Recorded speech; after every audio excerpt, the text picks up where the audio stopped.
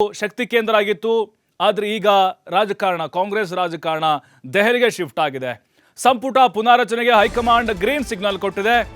ಸಿದ್ದರಾಮಯ್ಯನವರು ರಾಹುಲ್ ಗಾಂಧಿ ಅವರನ್ನ ಭೇಟಿಯಾಗಿ ಒಂದು ಲಿಸ್ಟನ್ನು ತೆಗೆದುಕೊಂಡು ಹೋಗಿ ಗ್ರೀನ್ ಸಿಗ್ನಲ್ ತೆಗೆದುಕೊಂಡಿದ್ದಾರೆ. ಆದರೆ ಖರ್ಗೆ ಅವ್ರದ್ದು ಅಂತಿಮ ಮುದ್ರೆ ಬಾಕಿ ಇದೆ. ರಾಜಕೀಯ ನಿವೃತ್ತಿ ಅಂಚಿನಲ್ಲಿರುವಂಥವ್ರು ಪೈಪೋಟಿ ನಡೆಸ್ತಾ ಇದ್ದಾರೆ. ಮತ್ತೆ ಚುನಾವಣೆಗೆ ನಿಲ್ತೀವೋ ಇಲ್ವೋ ಅನ್ನುವಂಥ ಅನುಮಾನ ಅವ್ರಿಗೆ ಕಾಡ್ತಾ ಇದೆ. ಹಾಗಾಗಿ ಕೊನೆ ಬಾರಿಗೆ ಸಂಪುಟ ಸೇರೋಕೆ ತೀವ್ರ ಪ್ರಯತ್ನವನ್ನ ಮಾಡುತ್ತಾ ಇದ್ದಾರೆ.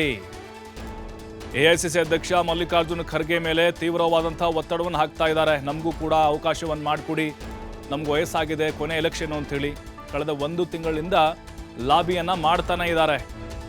4-5 ಬಾರಿ 6-7 ಬಾರಿ ಗೆದ್ದವರಿಂದ ತೀವ್ರ ಪ್ರಯತ್ನ ನಡೀತಾ ಇದೆ. ಅದರಲ್ಲೂ ಆರ್.ವಿ. ದೇಶಪಾಂಡೆ ಆಗಿರ್ಬೋದು, ಯಲಬುರ್ಗಾದ MLA ಬಸವರಾಜ ರಾಯರೆಡ್ಡಿ, ಹಾಗೆ ಎನ್ವೈ ಗೋಪಾಲಕೃಷ್ಣ, ಆಳಂದದ BR ಪಾಟೀಲು, ಹೊಸದುರ್ಗದ ಗೋವಿಂದಪ್ಪ, ತಿಪಟೂರಿನ ಷಡಕ್ಷರಿ ಪುಟ್ಟರಂಗ ಶೆಟ್ಟಿ ಸೇರಿದಂತೆ ಹಲವರು ತೀವ್ರ ಒತ್ತಡವನ್ನು ತರುತ್ತಾ ಇದ್ದಾರೆ. BK ಹರಿಪ್ರಸಾದ್ ಕೂಡ ಇದ್ದಾರೆ ಲಿಸ್ಟ್ನಲ್ಲಿ. ಅನೇಕರು ಹೊಸಬರು ಕೂಡ ಇದ್ದಾರೆ. ಸಾಮಾಜಿಕ ನ್ಯಾಯ, ಪ್ರಾದೇಶಿಕವಾರು, ಜಾತಿಯನ್ನು ಕೂಡ ಇಲ್ಲಿ ಪರಿಗಣಿಸಬೇಕು ಅನ್ನುವಂಥ ನಿಟ್ಟಿನಲ್ಲಿ ಈಗ ಚರ್ಚೆಗಳು ಜೋರಾಗಿ ನಡೀತಾ ಇದೆ. ಹಾಗಾಗಿ ಯಾವ ಮಾನದಂಡದ ಮೇಲೆ ಹೈಕಮಾಂಡ್ ಇಲ್ಲಿ ಆಯ್ಕೆ ಮಾಡುತ್ತೆ, ಅದರಲ್ಲೂ ಸಿದ್ದರಾಮಯ್ಯನವರ ಪರಮಾಧಿಕಾರ ಅಂತ ಹೇಳ್ತಿದ್ರು ಕೂಡ ಅಲ್ಲಿ ಮಲ್ಲಿಕಾರ್ಜುನ ಖರ್ಗೆ ಅವರ ಒಂದು ಕೃಪಕಟಾಕ್ಷ ಕೂಡ ಬೇಕಾಗುತ್ತೆ.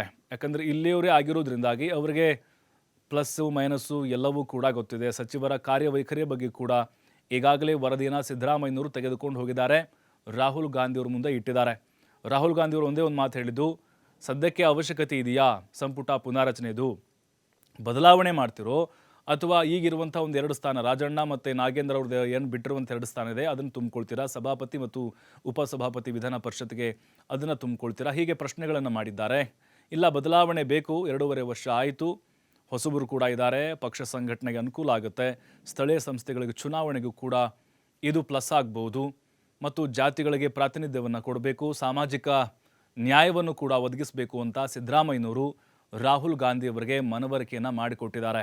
ಹಾಗಾಗಿನೇ ಈಗ ಯಾರೆಲ್ಲ ಅವಕಾಶ ವಂಚಿತರಾಗಿದ್ದರು, ಸರ್ಕಾರ ಬಂದಂತಹ ಸಂದರ್ಭದಲ್ಲಿ ಅವರು ಈಗ ಖರ್ಗೆ ಅವರ ದುಂಬಾಲು ಬಿದ್ದಿದ್ದಾರೆ.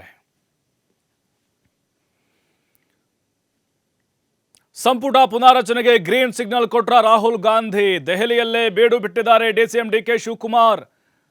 ಸಂಪುಟ ಪುನಾರಚನೆ ಆಯಿತು ಅಂತ ಹೇಳಿದ್ರೆ CM ಸ್ಥಾನ ಭದ್ರ ಅನ್ನುವಂಥ ವಿಶ್ಲೇಷಣೆಗಳಾಗ್ತಾ ಇದೆ.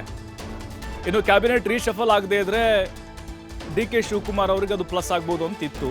ಬಟ್ ಬಹುತೇಕವಾಗಿ ಸಂಪುಟ ಸರ್ಜರಿ ಆಗಬಹುದು. ಈಗ DK ಶಿವಕುಮಾರ್ ಅವರಿಗೆ ಸಂಕಷ್ಟ ಎದುರಾಗಿದೆ ಅಂತ ಅನ್ನಿಸ್ತಾ ಇದೆ. ದೆಹಲಿಯಲ್ಲೇ ಬೀಡು ಬಿಟ್ಟಿದ್ದಾರೆ.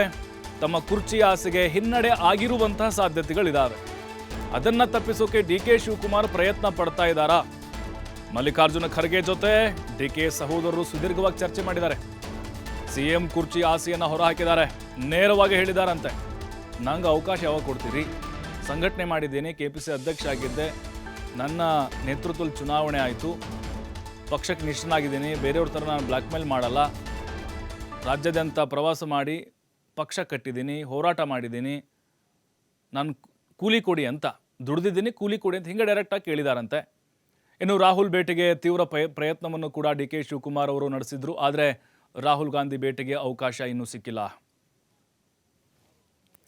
ಮತ್ತಷ್ಟು ಮಾಹಿತಿ ನಮ್ಮ ಪ್ರತಿನಿಧಿ ಶಿವಕುಮಾರ್ ನೀಡ್ತಾರೆ. ಶಿವಕುಮಾರ್, ಕಾಂಗ್ರೆಸ್ನಲ್ಲಿನ ಪಾಲಿಟಿಕ್ಸ್ ಈಗ ದೆಹಲಿಗೆ ಎಂಟ್ರಿ ಆಗಿದೆ. ಹಾಗಾಗಿ ಕುತೂಹಲಂತರೂ ಕ್ಷಣ ಕ್ಷಣಕ್ಕೂ ಜಾಸ್ತಿ ಆಗ್ತಿದೆ. ಮುಖ್ಯಮಂತ್ರಿಗಳ ಬದಲಾವಣೆ ಚರ್ಚೆ ಅದು ಗಂಭೀರತೆಯನ್ನು ಪಡೆದುಕೊಳ್ಳದೇ ಇದ್ರೂ ಕೂಡ ಸಂಪುಟ ಪುನಾರಚನೆ ಅಂತರೂ ಆಗೇ ಆಗುತ್ತೆ ಅಂತ ಹೇಳ್ತಿದ್ದಾರೆ. ಹಾಗಾಗಿನೇ ಹಿರಿಯ ಸಚಿವಾಕಾಂಕ್ಷಿಗಳು ಯಾವ ರೀತಿ ಬೆನ್ನು ಬಿದ್ದಿದ್ದಾರೆ. DK ಶಿವಕುಮಾರ್ 4-5 ಡಿಮ್ಯಾಂಡ್ಗಳನ್ನು ಇಟ್ಟಿದ್ದಾರಂತೆ. CM ಅವಕಾಶ ಸಿಗದೇ ಇದ್ದರೆ ನನಗೆ ಈ ರೀತಿಯಾದಂಥ ಒಂದು ಅವಕಾಶವನ್ನು ಮಾಡಿಕೊಡಿ ಅಂತ ಏನೋ ಸೀಕ್ರೆಟಾಗಿ ಮಾತಾಡಿದಾರಂತೆ. ಹಾಗಾಗಿನೇ ಬಹುತೇಕವಾಗಿ ಕೈ ತಪ್ಪದಂಗ ಅಂತ CM ಸ್ಥಾನ ಅವ್ರಿಗೆ.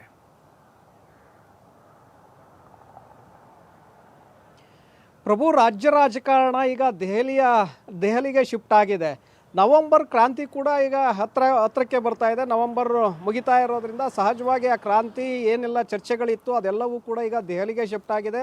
ಇವತ್ತು AICC ಅಧ್ಯಕ್ಷ ಮಲ್ಲಿಕಾರ್ಜುನ ಖರ್ಗೆ ಅವರನ್ನು ಸಿದ್ದರಾಮಯ್ಯ ಅವರು ಭೇಟಿ ಮಾಡಿದ ನಂತರ ಈ ಭ್ರಾಂತಿಗೆ ಒಂದು ಸ್ಪಷ್ಟವಾದಂಥ ಡೈರೆಕ್ಷನ್ ಸಿಗತ್ತೆ. ಯಾಕಂದರೆ ಈಗಾಗಲೇ ರಾಹುಲ್ ಗಾಂಧಿ ಅವರು ಸಂಪುಟ ಪುನಾರಚನೆಯನ್ನು ಮಾಡೋದಕ್ಕೆ ಗ್ರೀನ್ ಸಿಗ್ನಲನ್ನು ಕೊಟ್ಟಿದ್ದಾರೆ. ಹಾಗೆ ಸೋನಿಯಾ ಗಾಂಧಿ ಅವರು ಕೂಡ ಇದಕ್ಕೆ ಒಪ್ಪಿಗೆಯನ್ನು ಕೊಟ್ಟಿದ್ದಾರೆ. ಸಿದ್ದರಾಮಯ್ಯ ಅವರು ಮೊನ್ನೆ ರಾಹುಲ್ ಗಾಂಧಿ ಅವರನ್ನು ಭೇಟಿ ಮಾಡಿದರು. ಸುಮಾರು 40 ನಿಮಿಷಗಳ ಕಾಲ ಚರ್ಚೆಯನ್ನು ಮಾಡಿದರು. ರಾಜ್ಯ ರಾಜಕಾರಣ, ರಾಷ್ಟ್ರೀಯ ರಾಜಕಾರಣ, ಬಿಹಾರದ ಚುನಾವಣೆ ಎಫೆಕ್ಟ್ ಇದೆಲ್ಲವನ್ನೂ ಕೂಡ ಅವರಿಗೆ ಮುಂದಿಟ್ಟು ನಂತರ ಸಂಪುಟ ಪುನಾರಚನೆಯ ಪ್ರಸ್ತಾಪವನ್ನು ಮುಂದಿಡ್ತಾರೆ. ಆಗ ರಾಹುಲ್ ಗಾಂಧಿ ಅವರು ಕೂಡ ಅದಕ್ಕೆ ಒಪ್ಪಿಗೆಯನ್ನು ಕೊಟ್ಟಿದ್ದಾರೆ. ಸೋನಿಯಾ ಗಾಂಧಿ ಅವರು ಕೂಡ ಒಪ್ಪಿಗೆಯನ್ನು ಕೊಟ್ಟಿದ್ದಾರೆ. ಯಾಕೆಂದರೆ ಸೋನಿಯಾ ಗಾಂಧಿ AICC ಅಧ್ಯಕ್ಷ ಮಲ್ಲಿಕಾರ್ಜುನ್ ಖರ್ಗೆ, ರಾಜ್ಯ ಉಸ್ತುವಾರಿಯಾಗಿರುವಂಥ ರಣದೀಪ್ ಸಿಂಗ್ ಸುರ್ಜೇವಾಲಾ, KC ವೇಣುಗೋಪಾಲ್, DK ಶಿವಕುಮಾರ್ ಅವರ ಪರವಾಗಿದ್ದಂಥವರು ಈಗ ಸೋನಿಯಾ ಗಾಂಧಿ ಅವರ ಭೇಟಿ ಸಂದರ್ಭದಲ್ಲೂ ಕೂಡ ಸೋನಿಯಾ ಗಾಂಧಿ ಸಿದ್ದರಾಮಯ್ಯನವರಿಗೆ ಒಂದು ರೀತಿ ಗ್ರೀನ್ ಸಿಗ್ನಲನ್ನು ಕೊಟ್ಟಿದ್ದಾರೆ. ಸೊ ಹಾಗಾಗಿ ಖರ್ಗೆ ಅವರ ಜೊತೆ ನೀವು ಮಾತುಕತೆಯನ್ನು ನಡೆಸಿ ಅದನ್ನು ಅಂತಿಮಗೊಳಿಸಿಕೊಳ್ಳಿ ಅನ್ನುವಂಥ ಒಂದು ಸೂಚನೆ ರಾಹುಲ್ ಗಾಂಧಿ ಅವರಿಂದ ಸಿಕ್ಕಿದೆ. ಹಾಗಾಗಿ ಸಿದ್ದರಾಮಯ್ಯ ಅವರು ಇವತ್ತು ದೆಹಲಿಗೆ ಭೇಟಿಯನ್ನು ಕೊಟ್ಟಿದ್ದಾರೆ. ದೆಹಲಿಯಲ್ಲಿ AICC ಅಧ್ಯಕ್ಷರನ್ನ ಇನ್ನೇನು ಕೆಲವೇ ಕ್ಷಣಗಳಲ್ಲಿ ಭೇಟಿಯನ್ನು ಮಾಡಲಿದ್ದಾರೆ. ಖರ್ಗೆ ಅವರ ನಿವಾಸದಲ್ಲಿ ನಡೆಯುವಂತಹ ಹೈ ವೋಲ್ಟೇಜ್ ಮೀಟಿಂಗು ಸಾಕಷ್ಟು ಕುತೂಹಲವನ್ನು ಕೇಳಿಸ್ತಾ ಇದೆ.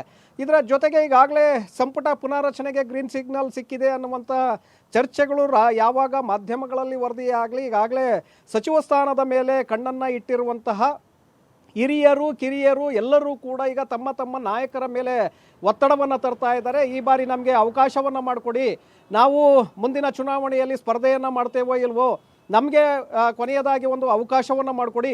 ಈ ರೀತಿಯಾಗಿ 4-5 ಬಾರಿ ಗೆದ್ದಂಥವರು 7-8 ಬಾರಿ ಗೆದ್ದಿರುವಂತಹ ಶಾಸಕರು ಒಂದು ಕಡೆ ಡಿಮ್ಯಾಂಡನ್ನು ಇಡ್ತಾ ಇದ್ದರೆ, ಮತ್ತೊಂದು ಕಡೆ 2-3 ಬಾರಿ ಗೆದ್ದಂಥವರು ನಾವು ಕೂಡ ಪಕ್ಷವನ್ನು ಸಮರ್ಥವಾಗಿ ಕಟ್ಟಿದ್ದೇವೆ, ನಮ್ಮ ಕ್ಷೇತ್ರಗಳಲ್ಲಿ ಅಕ್ಕಪಕ್ಕದಲ್ಲಿ ನಾವು ಕೂಡ ಸಮರ್ಥವಾಗಿ ಪಕ್ಷವನ್ನು ಮುನ್ನಡೆಸ್ತಾ ಇದ್ದೇವೆ, ನಮಗೆ ಅವಕಾಶವನ್ನು ಮಾಡಿಕೊಡಿ ಅನ್ನುವಂಥ ಡಿಮ್ಯಾಂಡನ್ನು ಕಿರಿಯರು ಕೂಡ ಇಟ್ಟಿದ್ದಾರೆ.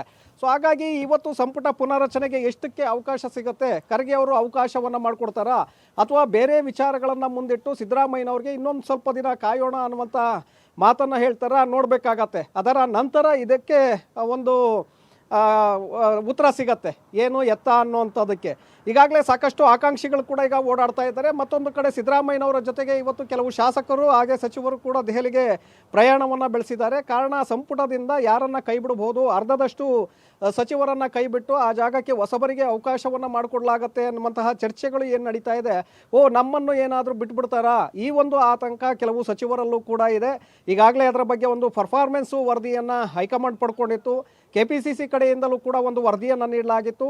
ಈ ವರದಿಯನ್ನು ಆಧರಿಸಿ ಈಗ ಸಂಪುಟದಿಂದ ಯಾರನ್ನು ಕೈ ಬಿಡಬೇಕು, ಯಾರನ್ನು ಉಳಿಸ್ಕೊಳ್ಬೇಕು ಅನ್ನುವಂಥದ್ದು ಸಹಜವಾಗಿ ಚರ್ಚೆ ಆಗುತ್ತೆ. ಖರ್ಗೆ ಅವರು ಕೂಡ ಒಪ್ಕೊಂಡಿದ್ದೇ. ಆದರೆ ಹಾಗಾಗಿ ಯಾರಿಗೆ ಆತಂಕ ಇದೆ ಅಂಥವರು ಮತ್ತೊಮ್ಮೆ ಹೈಕಮಾಂಡ್ ಮೇಲೆ ಒತ್ತಡವನ್ನು ತಂದು ತಾವು ಸಂಪುಟದಲ್ಲೇ ಉಳಿದುಕೊಳ್ಳುವಂಥ ಒಂದು ಪ್ರಯತ್ನಕ್ಕೆ ಕೈ ಹಾಕಿದ್ದಾರೆ. ಅವರು ಕೂಡ ಈಗ ದೆಹಲಿಗೆ ತೆರಳಿದ್ದಾರೆ.